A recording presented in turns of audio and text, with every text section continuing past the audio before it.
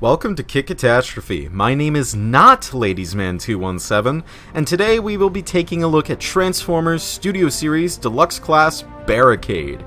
This figure came out in 2018 as part of Wave 5 of the Deluxe assortment, and represents Barricade's appearance in the 2007 film Transformers. This version of Barricade transforms into the modified Selene S281 police car used on set for the first Transformers film. It's pretty small for a deluxe car, but I guess that's just a fact of life these days. However, this vehicle mode makes up for its small size with its immaculate sculpting and paintwork. The proportions of this vehicle mode are absolutely spot on, and outside of the robot kibble underneath, feels more like a model car than a transformer at times. Luckily, that kibble doesn't interfere with clearance, allowing Barricade to roll extremely smoothly. He features a soft rubbery plastic on much of the front bumper, which I find a strange design choice. The paintwork is especially nice. He doesn't exactly have much going on in terms of his color scheme, but he is covered in tampagraphs of every relevant detail of his on-screen counterpart in surprising clarity and detail. That was redundant. From the reflective silver POLICE on each white door to the 643 on the hood and rear wheel wells, the 911 signifier at the rear, and of course his iconic "To Punish and Enslave" markings above the rear wheels to show just how much of a bad cop he is.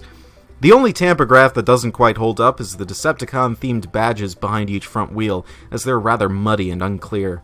However, Barricade does feature painted taillights above the nicely sculpted Selene marker, which is a sight for sore eyes in this day and age. Sadly, Barricade's construction features a fair deal of clear plastic, though thankfully hardly any of it needed to be painted. The only actual paint lies on the rear window panels, which have a particularly thick black fringe. Barricade doesn't have much in the way of accessories. Unfortunately, he doesn't come with a Frenzy minifigure whatsoever, which is confounding considering that, well, who else would Frenzy come with? Soundwave is getting a Laserbeak to go with him, and he's at the same price point as Barricade, so what's the deal? Instead of Frenzy, we're stuck with this murderous dandelion pinwheel that can store at the front of the vehicle mode. In short, it doesn't particularly look very effective, but I always appreciate weapon storage. Still, it's disappointing to see one of the more characterful Decepticons in the first movie get sidelined for a weapon that Barricade only used once in the entire series. Barricade's transformation is complex, definitely far more complex than his original 2007 figure, though I don't believe it's as difficult as the Dark of the Moon figure. It certainly features a lot of the things Hasbro has learned since Barricade's debut, such as actually finding a way to give him hands instead of just chunks of rear fender. This figure also doesn't feature any nail-bitingly tight locking joints, though everything feels like it has a solid stopping point all the same. My biggest gripe is that the entire hood folds away without being integrated into the body whatsoever, and that the iconic window spires on his shoulders are completely fake, cast in the same ruddy rubber as his front bumper. Instead, the rear windows get placed unceremoniously on the backsides of his arms, hardly even half an inch from where they're supposed to be. It feels a bit like a cop-out. That was a pun. Speaking of the arms, the forearms are formed from the folding over of a somewhat tight clear plastic joint, which is worrisome. And while the transformation to robot mode may look easy, going back into vehicle mode is a ball ache, since you have to make sure that tabs on the arms line up perfectly with slots on his thighs, which are extremely hard to reach while you compress all this plastic into such a tiny space. It's a nightmare. I hear that the engineering is based on the Masterpiece figure, but I haven't got him, so I can't corroborate that. The robot mode is certainly a little lankier than I'd like. I'm pretty sure Barricade was a fair bit bulkier in the actual film, especially in the legs, but don't hold me on that.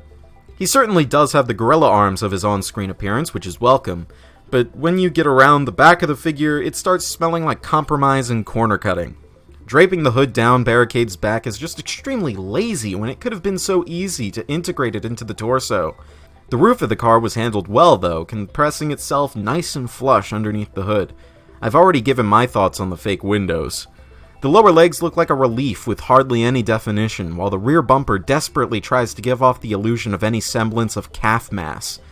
The feet themselves are similarly flat, though they feature welcome splashes of silver paint and provide Barricade with a sturdy standing base.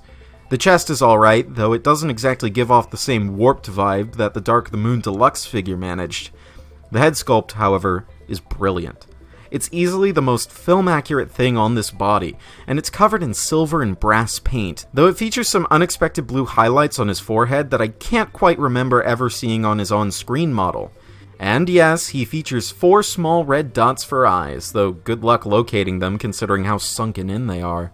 In most lighting conditions, he'll just look like he's wearing sunglasses or something.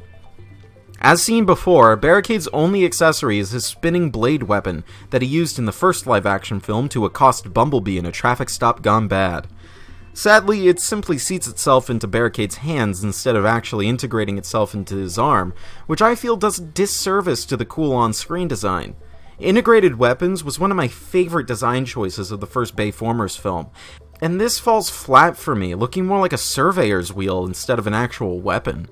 His obligatory Studio Series stage is Police Chase, the same one that came with SS-01 Bumblebee, which of course represents the somehow iconic fight between the two enemies.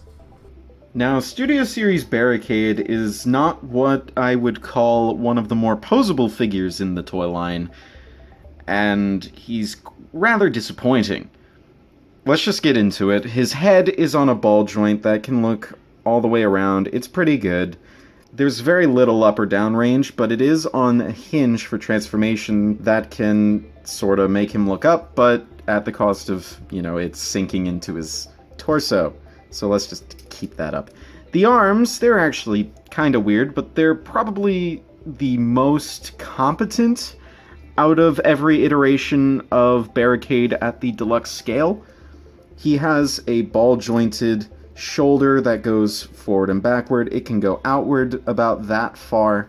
He has a rearward or a backward butterfly joint, so he can puff out his chest all dramatically. He has a bicep swivel, but it can get a little hampered by these doors. Mostly in this direction, they just bang into the backpack there, but it's serviceable. It's not bad or anything. He has some transformation joints that can kind of, extend the arm or compress it depending on your personal tastes. I don't count those as articulation, but it is nice to have options. He has an elbow, which is a little scary, but it is a very tight curl. I actually hadn't tried pushing it that far before until just now, so I am impressed.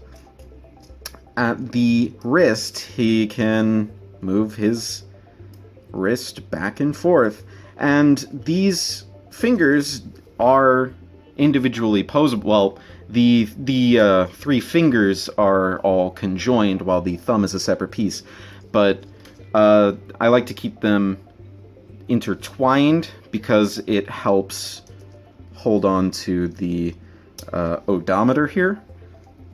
But I did disengage them on the other hand, so I can show you that they can spread and come together, but not very far in any appreciable range. But it is noticeably different that this hand is far open and this one is closed shut. So, getting the arms out of the way, he has nothing at the waist due to his transformation. The waist isn't exactly one of my most important joints. I don't consider it with as much importance as some of the others. He has ball-jointed hips that go backwards pretty far, they go forwards pretty far, and they go outwards a serviceable amount, but no thigh swivels, which is strange considering most Studio Series figures have it. I'm guessing the reason it was cut was because of the placement of this port here. This one right here.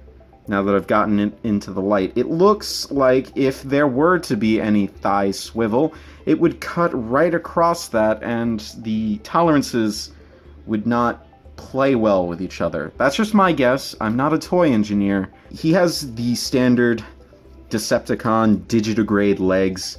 So I guess this is the knee, this is the ankle, but, we'll just call them double knees because Decepticons are weird, and they're aliens, so their legs don't actually behave like most vertebrates.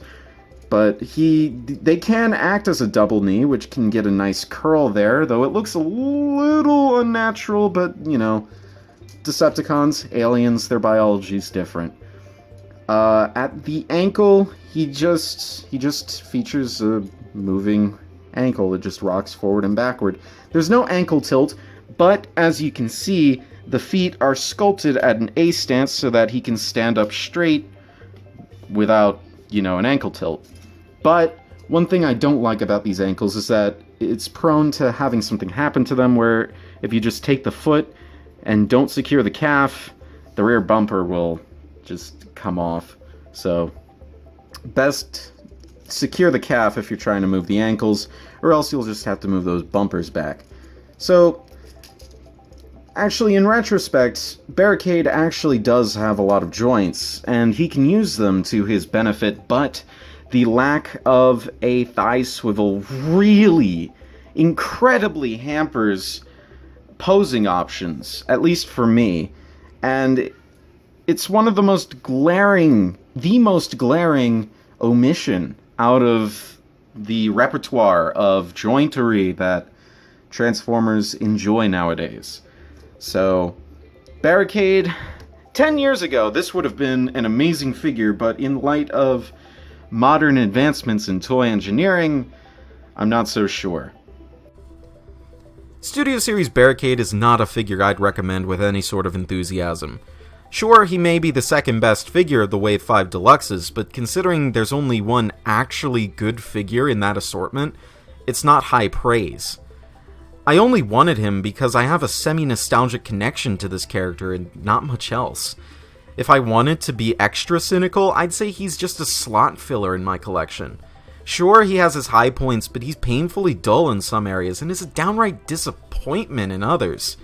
This has been Katastrophe. Transform and roll out.